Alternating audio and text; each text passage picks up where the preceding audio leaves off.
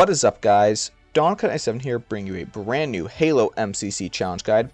Today we're taking a look at the seasonal challenge Release the Geese in Halo 3. Complete the mission Halo on legendary difficulty with all players in Mongooeses to earn the Hazard Pay Mongoose skin. This is actually a challenge that can be completed in single player, even though the description makes it sound like this is needed to be done in a co-op player session, and that's not the case. You can do this by yourself, though I think only one mongoose spawns in the level no matter how many people you have. Maybe I'm wrong, maybe there's multiple mongooses that will spawn in as you get more players in your lobby, but again, I cannot confirm that. Maybe someone that's done this in co-op can confirm this in the comments below. But for now, I'm playing this by myself. I'm starting to level Halo at Rally Point Alpha. If you try to start at Rally Point Bravo, this null and voids the challenge for you guys. So do not start at Rally Point Bravo. And again, you're playing on legendary difficulty here. The first thing I like to do is actually turn around and grab the battle rifle, because even on legendary, the brute and human flood forms can be headshotted by the BR and the carbine.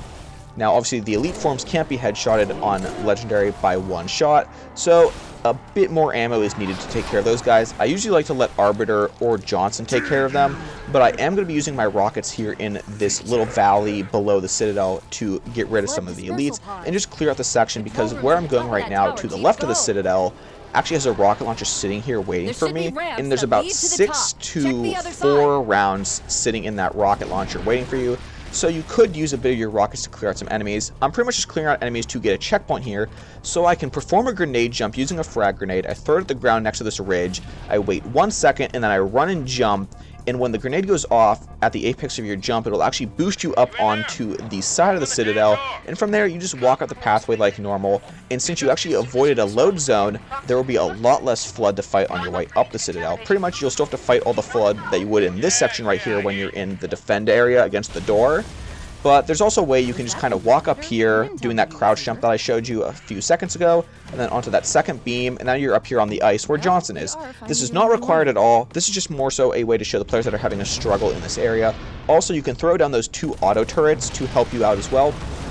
But there's a big catch that make sure you destroy both of them if they haven't been destroyed by the flood before you go into the actual control room itself, because after the 343 Goki Spark boss battle, all the Forerunner objects turn against you, including the auto turrets that you placed down, which it's weird to me because it's an object you placed. I thought it would be friendly to you, but apparently that doesn't work like that. It's just scripted to turn against you like all of the other Forerunner items. So make sure you destroy them. As you can see here, I made a mistake and I didn't. If you also made the same mistake here, just kind of sit back and shoot at them with both of the plasma rifles you picked up from the 3 flood combat forms that you fought as soon as you got done with the 343 Goki Spark boss fight, and then let Arbiter run up and draw the attention from them. From there, you're going to play the rest of this level kind of like normal until you get to the Warthog right here. Once you arrive at the Warthog, pretty much just kind of walk past it and just completely ignore the Warthog. Do not get into the Warthog, as I believe that it will also null and void the challenge since you got into a vehicle that isn't the Mongoose. Just continue on this pathway that I'm taking and it will lead you right to where the Mongoose spawns in at. Since you haven't gone into a vehicle yet or hit a certain load zone, none of the platforms will falling and you won't have to play any catch up just yet. I believe the platforms won't start falling until you're in a vehicle and have gotten actually onto the area where the platforms start falling in the first place anyway. I'm not fully sure which actually triggers the platforms to start falling, but since you're not in a vehicle, at least they haven't started falling just yet. You're going to come over here, get into the Mongoose, and go on your way. Unfortunately, most of the time, Arbiter is not going to teleport to the back of your Mongoose, since he most likely will go into the Warthog's turret, which, if you have a way to destroy the Warthog, such as a grenade, definitely use it, but I don't think you can get any grenades after the 343 Goki Spark cutscene and boss battle anyway, but I'm not fully sure. Now, you saw there I did have a little cut, and that's because I did have a few deaths during this run. One thing is, do not drive over the flood infection forms. They will actually be able to tip you out of your Mongoose. The second thing is, all of these sentinels are really deadly.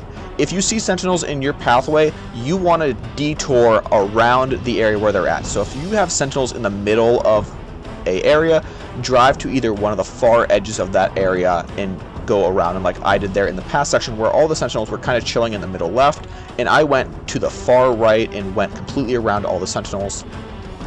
I went down the far left path on this time because all the sentinels were also in the middle and on the right. And when you come out of this next area right here, there's a lot of flood combat forms in here and a few flood carriers. Try to avoid all of them. If you hit any of them, they will flip you over, and if you get flipped over, it's also pretty much GG.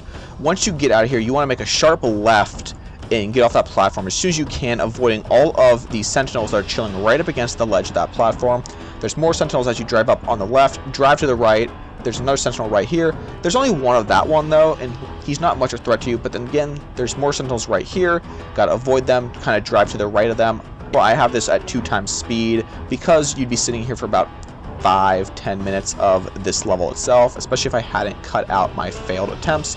But I did get almost a perfect run finally after I had a good run. I did have one more death later on in this level, and I'm not sure why my capture card is glitching a little bit in this video. It might be the quality of the video being a little bit too high for my computer to handle. I'm not sure, but I will figure out that in some other time. But you can see here I'm just kind of continuing on the pathway. I did almost flip over one point, but I didn't get knocked off the mongoose, which is what pretty much saved me, and the sentinels also kind of just moved on.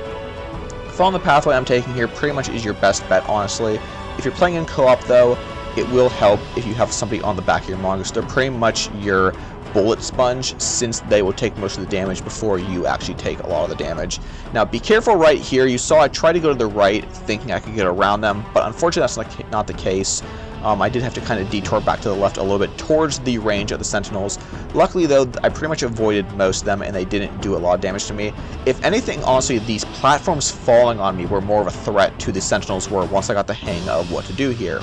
And after this point right here where these last sentinels are, there's no more sentinels in your way. You can drive to the forward onto Dawn without worrying about a single thing. I hope you guys enjoyed the video. Remember, if you did, leave a like, comment, and subscribe so I know you guys enjoyed. And I'll catch you all next time. Peace.